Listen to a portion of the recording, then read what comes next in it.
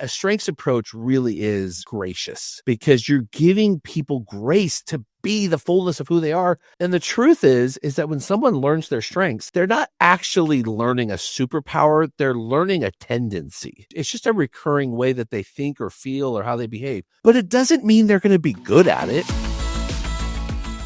Welcome to Vibecast, the podcast that dives deep into the heartbeat of workplace culture. I'm your host, Kristi. Join me in conversations with extraordinary leaders as we unravel their experiences, both positive and negative, that have impacted workplace culture. This podcast is more than storytelling. It's about actionable insights. Are you ready to transform the vibe at your workplace? Let's go. Today, I'm hanging out with Brandon Miller, the CEO and founding partner of 34 Strong. He's built one of the largest strengths-based leadership coaching firms around and works with companies to turn employee engagement from a headache into a fun, authentic conversation centered around strengths. He also recently acquired Churchill Leadership Group, a global executive coaching and leadership development firm. In addition to his strengths-based coaching business, he supports working parents through an organization called Incredible Family, which is an initiative designed to equip working parents with the tools to thrive at home and at work. And when he's not doing all that, he's a husband, dad of 7, and proud grandpa. So listen in to hear all that Brandon has to share. All right, Brandon. Well, this has been a long time coming because we first met as an introduction for you to be a guest on my podcast, which then turned into like, come help me do some things with my organization, which we don't need to get into. But I did. And then we've kind of like, this is a full circle moment of like, okay, we're back where we started. And I'm really excited to have you on the show. So thanks for being here. That was a really polite way of saying that I called you in desperation, saying, help. I hear you do this kind of work. Help. And then 2 years later, you're like, okay, we both think the dust has settled enough that we can come back to the original introduction and be like, cool, let's talk about vibes. All right, let's do that now. Well, in all fairness, you said to me, I want to be on your podcast. I don't think I'm in the best position organizationally to be able to like have a clear mind to talk about that. So that was mature of you. Thank you. So it's been great getting to know you, and I'm really excited to have you. And as I do with all guests, I want to hear from you how you define vibes. Like, what does it mean to you? What does it look like? You tell me. So I have a collection of kids in my life with an age range from 32 down to 15. And so I've heard the term, that's a vibe, 1,000 times. And so when they're describing it, they're describing an energy, they're describing something that they can connect to, they're describing something attractive to them, something appealing to them. So I've understood vibe in its present nomenclature to be something that is pleasant, appealing, and intriguing, inviting, that one wants to be a part of. So that's And you know, I like that definition. I like the way that can feel. I like the way that can draw us in, because as we relate it to work, if one could honestly say my job's a vibe, I don't know that you get much bigger of a compliment than that. Yeah. You know, and so if we think about work as a space where we all exchange energy, we exchange ideas, we exchange, you know, pleasantries, platitudes, life, sometimes unpleasantries. I think work can have its vibe, and sometimes the way we would describe it is not pleasant, not pleasing, not the energy we want to be a part of. So I think in light of where your topic goes, I love that we can start with that. Like, let's create a vibe. Like, let's have a space where we want to be attracted to be there. Yeah, I like that you said something that draws you in, right? Because if you think about organizations or even coffee shops or shopping malls, right? There's different vibes that exist within those too, and they're all intended to draw you in. Now, I will say this, it doesn't draw everybody in. Not every organization is for every person, but it is something that's intentionally drawing certain types of people into, or certain skill sets or something like that. So I like that drawing you in, like you want more of it.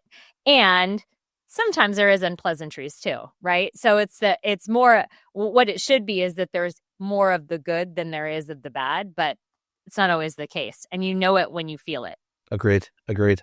Okay, so talk to me a little bit about kind of your journey in this space. So where you're at today, we'll get to, right? And what you're doing to impact organizations for the future is pretty cool. But talk to me about like, and not your through your resume, but kind of like your journey to get where you're at today and any, leaders that you encountered along the way or defining moments you Sure. had where you said, creating the right experience and impacting organizations is important to me. Yeah, I spent the first 10 years of my career serving as a pastor, and you would have thought being in that kind of context where the whole mission around what you do is to help the world. Like that's the whole purpose. And in that space, unfortunately, I encountered the worst boss I've ever had in my entire life. Like Oh, wow. the worst situation. And I would say as a result, I was probably not a great boss either. I think some could probably make that claim about me. And mind you, I was in my 20s, coming into later 20s, early 30s. And so when I made the decision, like, I can't do this. I cannot do this. I can't have the impact this is having on my wife and kids. I can't have the impact this is having on me personally. And I decided to cut that and go a different direction. I resolved that I want to be a part of not letting this sort of thing happen. I want to be a part of like, how do you help founders? How do you help leaders create really great spaces that people, yes, have to be at for livelihood and, Sure.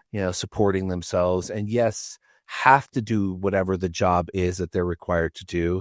But at the same time, like, do we really have to make this punishing? Does it have to be harsh? Does it have to be critical? Does it have to be demeaning? And so that was like my genesis of coming from a place of trauma into like a understanding that thank God I have the gifts and talents to be an entrepreneur, and I have the drive and I have the energy to go and do the front side of that work and win business. But that was my I would say sometimes we are very motivated by moving toward pleasure, and other times we're motivated by moving towards pain, moving away from pain. And I think many would tell us that we're probably more motivated by getting away from pain. And I think for me at that time period of my life, I was running from pain. I wanted What made nothing to do with it. him or her the worst, right? Is there something like if you could characterize it by something like what were some of these things that made them Couple the things worst? that I think that are the worst thing to do to an adult human is public humiliation. I think that is probably one of the most traumatic, impactful, life-defining things you could do to somebody. And this leader, that was his trade currency. Wow. That was the way this leader manipulated and controlled people, was to publicly humiliate them, use them as examples, use them as what not to do or be. And it was at times a subtle, other times overt, sometimes just flagrant. And it could happen in a dinner party, it could happen from a stage, it could happen. And watching it over time and realizing, whoa, and then confronting the behavior and just flat out, this is number one, this is not in line with what our values are. Two, this is a horrible way to lead people. Right. This is highly manipulative. It's mean. Yeah. It's hurtful. It causes division. And for my troubles, it turned on me. So, did you find yourself though working under this leader like feeling like you had to do the same to your were you managing a team or did you have a team at this time? Because I heard you say Yeah, I did. earlier, like, I did. therefore, yeah. Thankfully, I didn't resort to that behavior. Thankfully, I never. I think innately, I've always been a bully buster. Like growing up, I was the kid that if I caught you bullying, I was gonna beat your butt. Like I would become the defender, and Like I would you'd get fight. yourself in trouble because then Oh no, you like put yourself in the middle. I'd literally fisticuff over it. Like if you're gonna act like that, then you're gonna contend with me, and I don't mind. doling out a thrashing if necessary. I Yeah. don't mind, because I just hated it. Like, it was innate. I think it's just Yeah. a God-given part of my character. Like, I hate people being treated because of what, they aren't as quick to the uptake, they are Right. different, they have a disability, whatever it was. I hate it. And so because I've always carried that, I couldn't ever do that. But I did find myself taking on qualities that could be manipulative. I found myself taking on qualities that could be where you're not always forthright. You kind of try to work things to get what you ultimately want from a team. And it was a really great study for me in, like, what not to be, how Yeah. I don't want to lead a business this way. I don't want to lead people this way.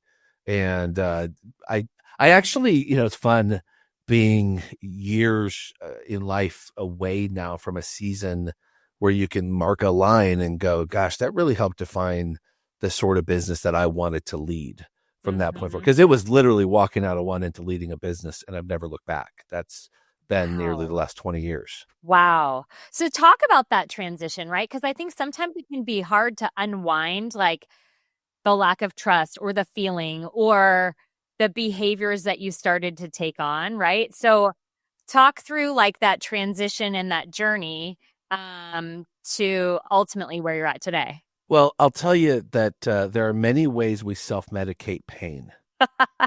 Like, we do. We Yeah. self-medicate pain. Yes. And I caught a um pretty good liking of certain chemicals Okay. that made me feel less pain than what I was going through. and Got it. and and for that, put on weight and developed some poor habits around fitness and health. And Talk about I impact one person can have on. well, it was bigger than that, right? Sure. It was like that lead domino, and then you career change, and this all happened right at the greatest economic crisis since the Great Depression. So my snowball involved career shift to bankruptcy in a year, and Wow. losing our home, losing our I was fiscally, well, I would say, on paper, assets, I was a seven-figure person, yeah, on assets. And within 1 year's time of shifting out of that, and I think a lot of people can relate to the 2008 reality, it was like off the cliff. And so it wasn't just like, ooh, that hurt. Now I'm starting a business, and now I'm out hustling. But I think for me, what made all the difference is the support of my wife, and having a family that depended on me, and needing to, suck it up, buttercup, like, get back to work, get out there, make it happen. You don't have a lot of time to mess around. And so, yeah, that was a pretty wild transition in life. Yeah. So then how did you start to create what you're creating today? Like what was it that I won't call it like a trigger. That's such a triggering word. But what was like the prompting that you got that created what you have today and what you're doing in the world today? Like, and how did it start? Yeah, so I learned about a strengths-based approach or strengths philosophy in the ministry. So while pastoring, I learned about Strengths Finder and transforming a workplace with a strengths-based approach. I loved it.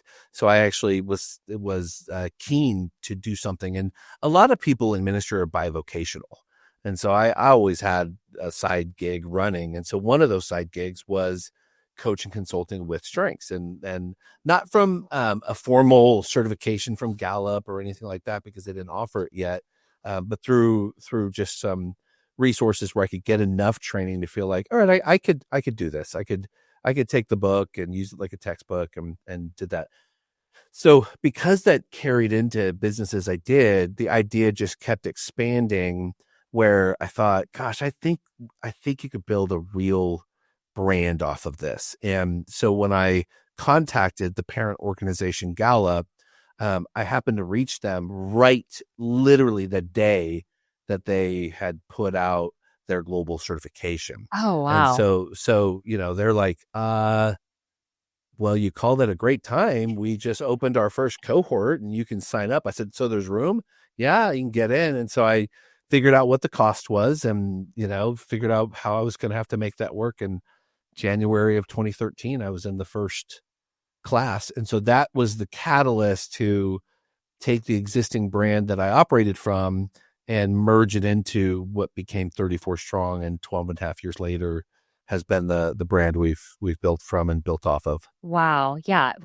Created that scalability, which is awesome. Right. So here you are today with this great business and impacting organizations.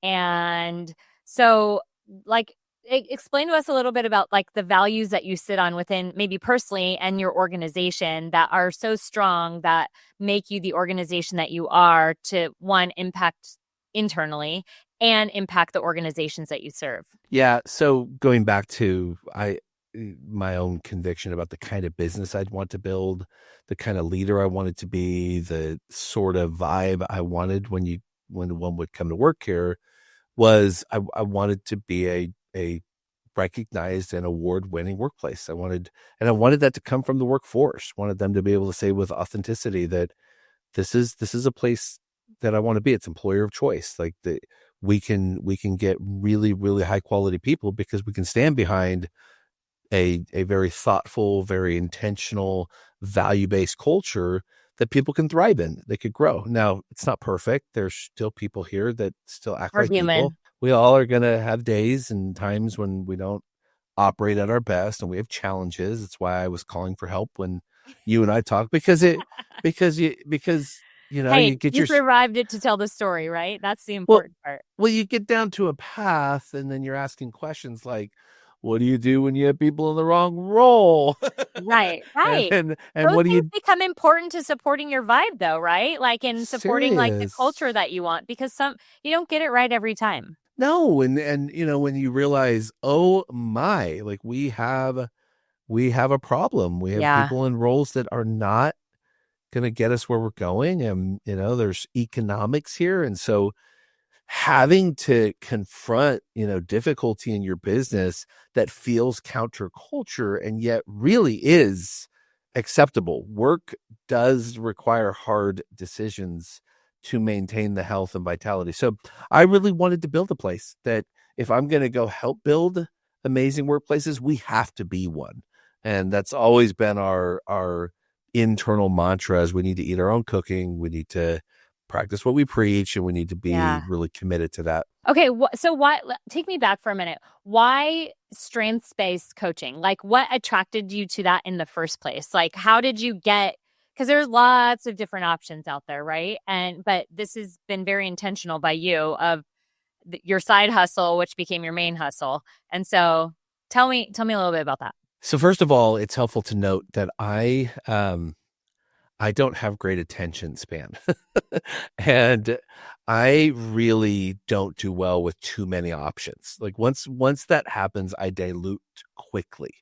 And so a strengths-based approach resonated at a very deep level with me because I just could see the absolute power of really finding out who a person is and helping them to become the very best of who that person is. And so Dr. Donald Clifton, who invented StrengthsFinder, he used to write and say, look, every one of us has these God-given innate abilities, but we don't have all of them.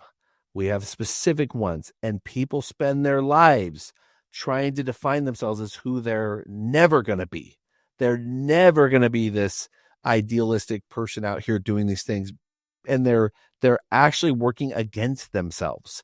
And the evidence is clear. I mean, the level of just angst and frustration and difficulty and the reality of how much we compare and contrast and position ourselves with, if I only could, in this longing.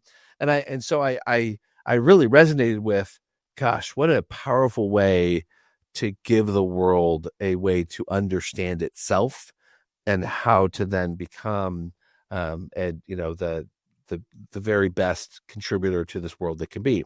But what really turned it, I mean, what transformed me was Yeah. bringing it home to teenagers. So I had at the time 3 teenage children, and I think it was like sixth grade, fifth grade, seventh grade, and ninth grade. So three Oh my kids gosh, going I'm into there right now. I have fifth okay. grade, seventh grade, 10th grade. So right then, and I had found that my children and I were separating. We were finding that natural space a teenager goes through where they're establishing independence and they want to be who they are. And so I wanted a way to connect with them authentically to who they are, not who I Ugh. want them to be. And two primary things happened. One, my oldest daughter was an alien to us. Both my wife and I, for the life of her, could not figure this child out. And we used to think like, oh my gosh, we broke her, Yeah. like she's the oldest. We got married really young. We broke this kid. What are we gonna do? And so when we took Clifton Strengths and asked her to take it, she was old enough to take it herself. The coolest thing happened. My wife and I happened to share the exact same number, 34 out of 34. So if the top strengths are the ones you most range in these, you most relate to and engage without thought. They're either core strengths that you were born with genetically or growth strengths that you just have acquired and used as part of your upbringing and what you needed. And so those are really where most of us live, usually 10 to 12 strengths, 8 to 12 strengths. So we both have the same number, 34, 34. So that's like saying it's an irrelevant strength. We don't use it to try to be this person is very difficult. And you really have dissonance to it. It's like, ugh, like it's Uh-huh. not, you're just not attracted to it. Our daughter takes this assessment and our 34 is her number one. Which is what? Restorative was the strength. And we're looking at her going, oh my God, we are so sorry. Like we have tried to turn you into us Uh, for years. And wow. you can't be us. You have to be you. And we need to know who you are and understand you and appreciate the person that you are and help her grow into the fullness of who that person is. And it changed everything. Like all of a sudden, my daughter and we are very close to this day. I love my Bailey. Like she is such a sweet, sweet daughter. She's a perfect oldest. Like she is absolutely prototypical number one. She's the second mom, very mothering, very caring. And so being able to support her choices for, college career, her eventual marriage, now her as a mom, and I mean it changed everything. And And so did for she see that too when oh you guys like started having these conversations? It gave you like oh common yeah. ground, right? Oh my gosh. So my wife and I wrote a book titled Play to Their Strengths, a new approach to parenting your kids as God made them, published book that we wrote. And Bailey was old enough that for us to quote her, she had to read every bit of it. She had veto power in the book because we wanted to tell her story. And for our daughter to say, it absolutely changed my life. It absolutely changed the way I relate to you. It totally, from that day on, it's never gone back. I mean, I look at it and go, it saved my family. Like it changed my family because to say it to you this way, a strengths approach really is gracious because you're giving people grace to be the fullness of who they are. And the truth is that when someone learns their strengths, they're not actually learning a superpower. They're learning a tendency. Right. It's just a recurring way that they think or feel or how they behave. But it doesn't mean they're going to be good at it.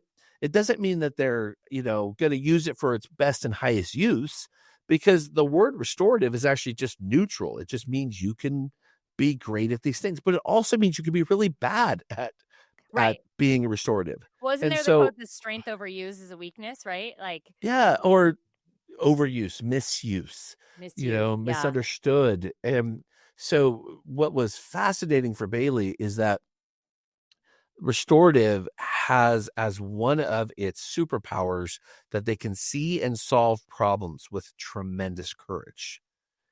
The drawback though is because they can see problems so quickly and easily, when it turns on itself, they're very self-critical, very much. They see what's wrong with themselves.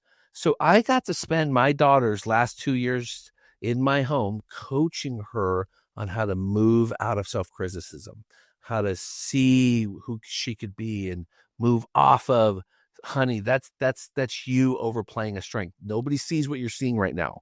You're being really critical, and it's bringing you down. Let's talk about what can we do with that. And it was, I look back and I just think, oh my goodness, like the grace involved in that to be able to help this child realize that, Bailey cuts and colors hair, Okay. mostly for women, Okay. and her clients would tell her she's a therapist. Okay. you know like, and she cuts dad's hair. And I would say that my daughter is such a great listener. She's so good at, connecting to her clients. She's What a almost impossible what a to get an gift. appointment with. Oh yeah. She's almost Yeah. impossible because she's also really, really, really good at what she Yeah. does.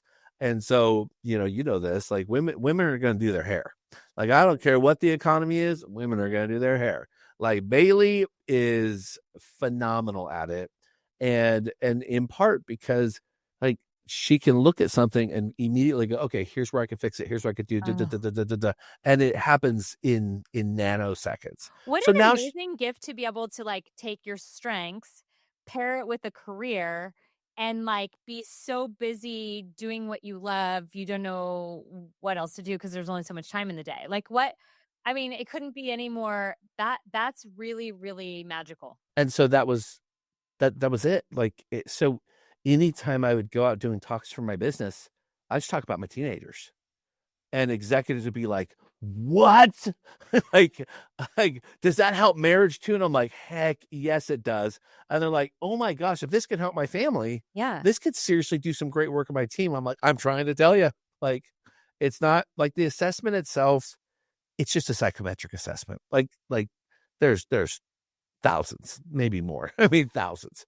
It just happens to be a very sound philosophy around, let's figure out, what your tendencies are. And now let's adjust our approach with you. Let's lead you accordingly. Let's help you to be positioned to do what it is you do best, because you're going to be better off for it. And the whole place, the whole team, everyone's better off for it. The whole Yeah. family. How have you seen this transform organizations? So, Oh like, and man. I'm gonna bring that into my house because, like I said, I have a fifth grader, a seventh grader, and a 10th grader, and like I have an Perfect ages, by the way. yes. Oh, and it's a great season of life, but I agree. Like, if we can just even guide them closer to who they are, what an amazing gift that they can have as they kind of launch out into the world. But okay, so how have you seen this impact organizations, transform organizations? Like what transform humans within organizations, right? Like what is that? What have you So first of all, seen? I should tell you that one of my top strengths is the strength of belief, which means that I have certain core values that I can't break them because I hurt me if I do. And one of those core values I have is I can't sell something that doesn't work. I can't stand behind it. I could never sell a car if I knew the car wasn't going to work. Like, I just can't sleep at night. Yeah. It's just a violation. So when I go to sell this to somebody, what I'm telling them is, look, number one, culture change is extremely difficult, if not nearly impossible, because whatever established your norms are the norms, and it's in the water, like it's deep. So if you really understand that we want to measure your workplace, we want to know what we could know, whether we use an employee engagement survey or just use other KPIs that are important to them, and figure out, what's the health here. How what's retention look like? What do performance reviews look like? And so once we get a baseline, in implementing a strengths-based approach is not a quick fix. It's a time and pressure reality.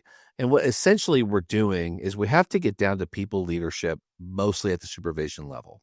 And we have to help them realize that we're not going to transform the job, because the job is the job is the job. Whatever it is you sell or do, someone's got to do the things. But what we are going to change is how you talk to people. We're going to change how you meet with people. We're going to change how you evaluate people. We're going to give you tools to be different. And we're going to give you permission. This is big, that you might not be the right person in a people leadership job. You might be a really great process leader, not a great people leader. You might be hardwired to do different things. And so that's a hard pill to swallow. It is. Every single training I've ever done with people leaders, I've had at least one person bow out and go back to an individual contributor job. Every single, because they're suffering. For because sure. They're miserable. if you lead a dysfunctional, disengaged team and you're the boss of that team, your life sucks almost as bad as if you had disengaged, dysfunctional teenagers. It's the best comparison I can give. For sure. When you're parenting teenagers who are rebellious and doing bad stuff, and you keep getting those phone calls from the school, other parents, coaches, I mean, think about what that does horrible. to you. Yeah. As a parent, you're like, come on, you're killing me, kid. Like, why are you doing this to me? Like, it's very personal. Yeah, but when it's your team, and every time the exec calls, what's going on with that team member of yours? What's going on with and you're over here like, bro, can you pull your stuff together? Like, you're not just making you look bad, you're making me look bad. Like, what do we got to do here to get you? And so what leaders resort to is what they know. And what they know is either authoritarian approach, where I just got to go harsh, hard, demeaning, rude, public humiliation, louder, stronger, strongly worded emails, threats. I got to go to this just awful place that no adult wants to be talked to this way. Nobody wants to be singled out. No one wants public humiliation. And that's what authoritarian does. It's drill sergeant. It has its place in pockets. Like, if we are in crisis, if I use military, if bullets are flying, authoritarian has its place, right? Yeah. In the office on Tuesday around coffee is not the place. Get rid of it. Yeah. No, it's too intense. And so either you get authoritarianism, or you get permissive leaders that just become whatever. I'm just passive. I'm just wanting to be liked. I don't care if I'm respected. And permissive leaders are doormats, and they can be actually well liked because they can be really caring, but not usually respected unless they're super individual contributors who are also nice. Like, they'll get along pretty well until they get a real intense, like a high performer really struggles under them, because they create a space where they put a shield in place, and it's hard to get past it. Hard the ceiling, if you will. It's hard for that high performer to get past. So what we call it is authoritative, or a strengths-based approach to leadership. It blends, right? You have to have strength to give people expectations, hold them accountable to do their jobs, have consequences when they don't. And at the same time, you do have to be caring and compassionate, and you need to inspire, and you need to show love and concern and authentic interest in the people you lead, as though you cared about their well-being. Their well-being matters to you because they're on your team. Right. And so if you can blend that, those are super leaders. Like, they get the best loyalty, they get the best respect, they get the best numbers. And so those are the places where people just stay long. They're strong. They defy usually their industry. They're defying it because they're creating a space where it's so stand out. And I love doing it. So for going on 13 years, that's what we do, is we go turn very difficult workplaces into an oasis of awesomeness, and people want to be there. And it's rewarding in a couple of ways. One, because they really do better in whatever they're trying to do. They just perform better as an org.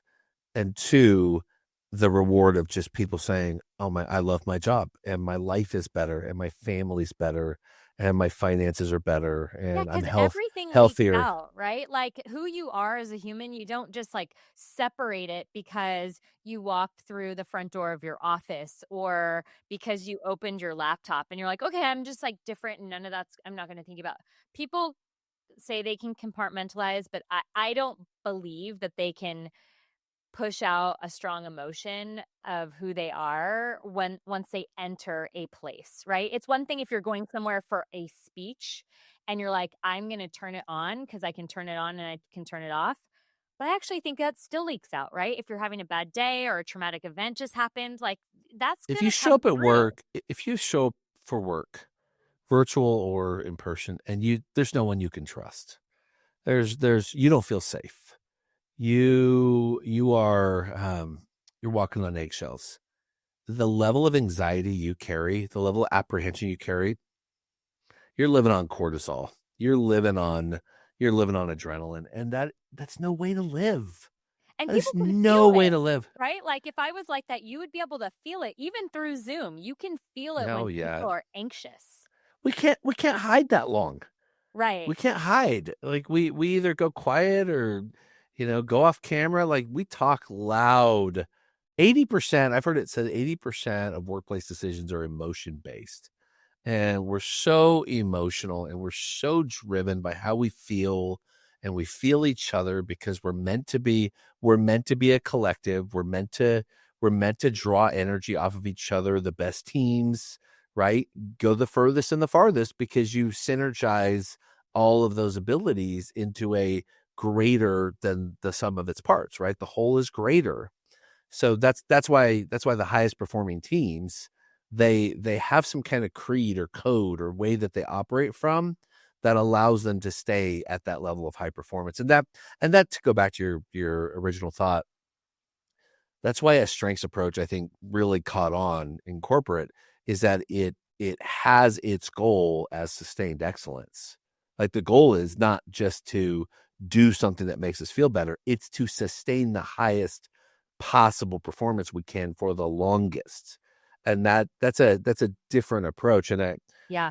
our company does work in public sector, and they're not often thinking like that. They don't think in terms of high performance and sustained excellence. Yeah. And Well, yet because when your you bring it to infrastructure them, has created something for them to believe something else, right? Like right. the longest that But you're when there. challenged and given the opportunity, people want to be part of a winning team. Winning's motivating. Feeling like we're Yeah, winning and we're crushing our goals, and we're the go-to, and we're acknowledged and we're awarded, and like, people want to be on that team. That's totally. fun. Yeah. Totally. Yeah. I want to join the champion. I want to be Right. part of that. I want on that bandwagon. It's Right. it's humans. It's human Right. nature. Right.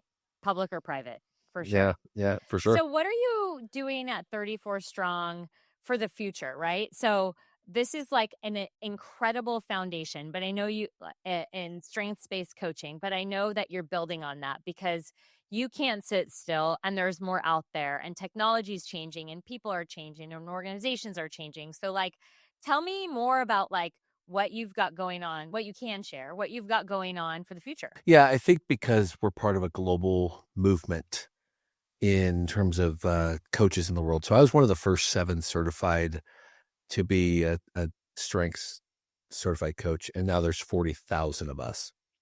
And Wow. so to be part of a movement that's really passionate, people are really interested. And so being a part of that, we want to be positioned as a global leader, not only in the work we do and the work opportunities we have for those coaches, but also to be a part of supporting their dreams, coaches that want to grow their brands, expand their reach. And so we just launched a brand called Coach Strong, and we're introducing other tools and resources for coaches and looking at ways that we can help those who want to be entrepreneurs really be successful in that reach, but intrapreneurs, how to also support them when they want to do work inside of their orgs. So that's been really cool. That's our last 6 months of putting that together. And then, we're also aware that in this age of fast growth, change, what we're all trying to figure out relative to technology and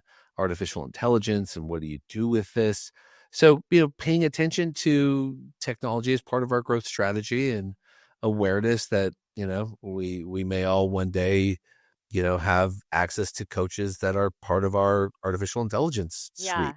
And so Which is so how do you strange to program? think about it today, and maybe I'll listen to this in 10 years and think, "I can't even believe I doubted that," but there's this piece of AI that, um, I always question it is, like, where the soul of AI, it's just a trained technology, but, like, there's something within the soul of a human that I don't think can be replicated through technology. You can call me wrong, that's fine. I see Well, AI as a I think of it this way. tool. I think of, like, I watched, I haven't gone back and watched it recently, but Iron Man's AI executive assistant Jarvis. Okay. And I just think about, yeah, it would be really cool to have the ability to, hey, schedule this, hey, go do that, hey, look this up, hey, like to have access to a being that had that kind of speed. Now, that was a pretty advanced, you know, depiction of something. But if you think about the where the technology is moving, yeah, of course. Now, do I think it replaces a therapist, a coach, a human interaction? I don't. Can I believe that there will be some instances where you just learned something, or bought something, and you need someone to walk you through what you bought or help you understand what you did? Could I believe that there will be instructions that can come from, a sentient being? Yeah, I Yeah, can. for I sure. can see them. I can see them getting there. So that's where I mean. I think understanding text moving. We have generations coming up being raised on it. Your children are old enough to know how to use AI to get around their homework. You know what's Um, really interesting though? They know how to use tech, but I would challenge them if they know how to use the forms and features of like Microsoft Word, Excel, like all the Microsoft suite. I've interacted with the generation below me in the workplace, and they are a bit stuck on those tools. It's really interesting. It's I wouldn't call it good or bad. It's just different. So when I we lead a define tech, it's different.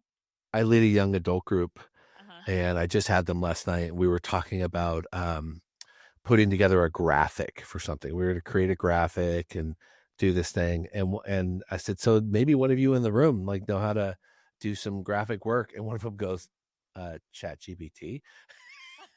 And I just thought, and Yeah, in my mind, I'm like, naturally, what was I thinking? right. Why, why, Well, why, how could I beat those up? why would one of you 19-year-olds, or 20-year-olds do that?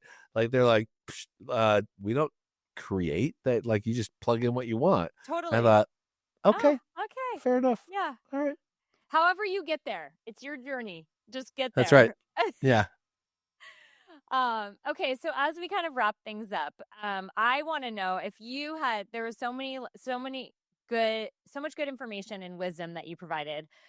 Um, But if somebody could walk away and do one thing today that they would help them move the needle in the right direction, just 1%, right? So we're not looking for revolutionary change overnight, but something simple, because I believe we've over engineered things in life and people have, it's like death by analysis paralysis. Like, what is that one thing you would say, go do now to start changing the way you impact your life, your personal life, your professional life, your teams, organizations, whatever. I think you did it earlier when you said, I'm going to take this information, I'm going to go apply it to my kids. And so I would say, hey, parents, learn who they are.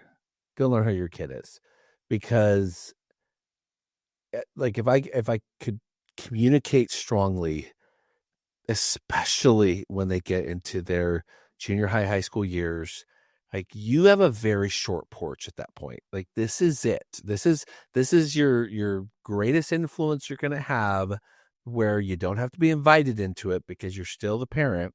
Because after they move on, you have to be invited in for influence. They can control that now. And so if you're listening today, you're a parent of whatever age kids, learn who your kids are, not who you think they are. Learn who they are, Or who you want them to and be. oh, please don't do that. Yeah.